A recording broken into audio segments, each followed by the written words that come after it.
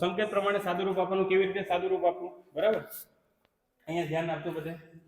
તો આપણું એકમ છે 21 નંબરનું સીઈટી એનએમએમએસ નું જે તૈયારી કરીએ છીએ એની અંદર આ પ્રમાણેનું એક ચેપ્ટર છે.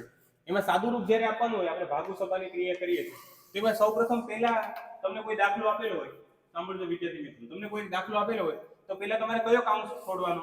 તો તમારે પહેલા છે ને રેખા કોષ્ટક છોડવાનું. શું છોડવાનું? રેખા કોષ્ટકનું સાદું રૂપ આપવાનું. તમને હું હમણાં દાખલો આપું એક, બરાબર, એક દાખલો આપું કે એનું તમારે પહેલા રેખા કોષ્ટક તમારે છોડવાનું, બરાબર. પછી બીજું શું કરવાનું? કૌંસ છોડવાનું. એમાં પહેલો કયો કૌંસ છોડવાનો? પહેલા કયો કૌંસ છોડવાનો? નાનો કૌંસ છોડવાનો. એના પછી કયો કૌંસ છોડવાનો? છગડીયો કૌંસ છોડવાનો. એટલે કે એની અંદરનું આપણે સાદું રૂપ આપવાનું. પછી ત્રીજા નંબરે કયો કૌંસ છોડવાનો? મોટો કૌંસ છોડવાનો. ચોથા નંબર પર શું કરવાનું? તો કે ઓફ નો અર્થ ગુણાકાર થાય. ઓફ નો અર્થ ગુણાકાર એટલે તમારે સમજવાનું છે. જો તમને આવું આપેલું હોય 6 × 2 - 1, બરાબર, આવું આપેલું હોય અને આમ આપેલું હોય, તો પેલા નાનો કૌંસ છોડવાનો એટલે મોટો કૌંસ તો એમને એમ રહી, નાના કૌંસમાં શું આવશે? 1. હવે 6 ના 6 તો 6 ઓફ 1, 6 ઓફ 1 એટલે 6 × 6, એમ સમજાય? એનો મતલબ ગુણાકાર થાય.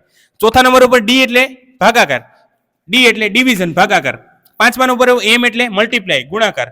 છઠ્ઠા નંબર ઉપર એ એટલે એડિશન, સરવાળો, પ્લસ. અને સાતમા નંબર ઉપર એસ એટલે સબસ્ટ્રેક્શન, એટલે બાદબાકી થાય. હવે આના પછી તમારે શોર્ટકટ યાદ રાખવી હોય તો VBODMAS. વી એટલે વેન્ક્યુલમ એટલે કે રેખા, રેખા કોષ્ટક છોડવાનો, પછી બ્રેકેટ, પછી ઓફ, ભાગાકાર, ગુણાકાર, સરવાળા અને બાદબાકી. અને આને ટૂંકમાં કેવું હોય તો ભાગુ સભા કહેવાય. શું કહેવાય? ભાગુ સભા. હવે હું તમને એક ઉદાહરણ આપું, તમારે બધાએ અહીંયા મને સોલ્વ કરીને બતાવવાનું છે. પછી જો તમને ન આવડે તો હું તમને સોલ્વ કરીને બતાવું. ચલો લખજો, તમારે તમારી જાતે સોલ્વ કરવાનું. ન આવડે ને ઊંચો હાથ કરીને પૂછજો કે આમાં શું કરવાનું છે.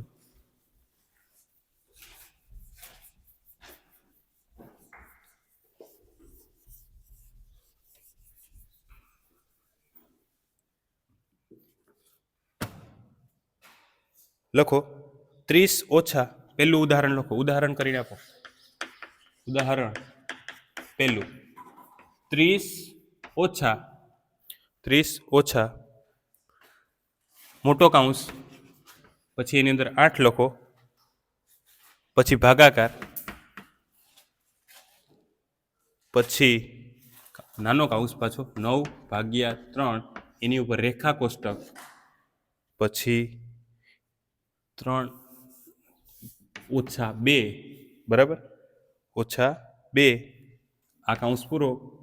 પછી આમાં એક સગડીયો કૌંસ છે, એ અહીંયા છે. જો 8 ની પહેલા એક સગડીયો કૌંસ છે, આ છગડીયો કૌંસ. જો છગડીયો કૌંસ 8 પહેલા છે, પછી +17 અને આ મોટો કૌંસ. તમારે આ દાખલો ગણવાનો છે. સૌ પ્રથમ તો આપણે આ ઉદાહરણની અંદર સમજવાનું છે, બરાબર. આની આગળના લેક્ચરમાં આપણે જોઈ ગયા કે પહેલું શું કરવાનું. ચલો દિશામાં પહેલું શું કરવાનું?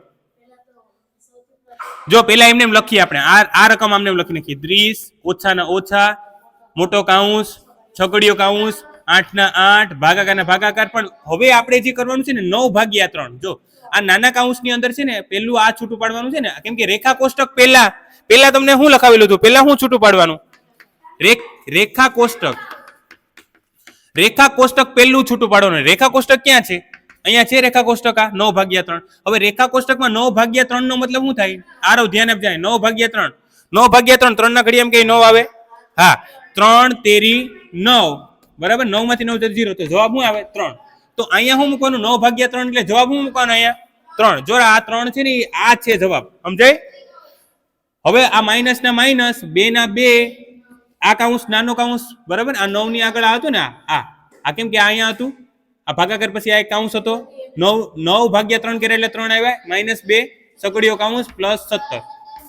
આ તમારે પહેલું સ્ટેપ લખાઈ ગયું. પહેલું સ્ટેપ બધાને સમજાઈ ગયું? કોઈને કઈ તકલીફ છે? જો ફરીથી સમજાવું. 30 ના 30, આમાં પહેલું આ લાઈનમાં જોઈ લેવાનું ક્યાંય રેખા કોષ્ટક છે કે નહીં. રેખા કોષ્ટક ઓલું ખબર વી લખાવેલું હતું, VBODMAS. એમાં વી નો મતલબ શું થાય છે? કે આ રેખાને છૂટી પાડો પહેલા, સમજાય?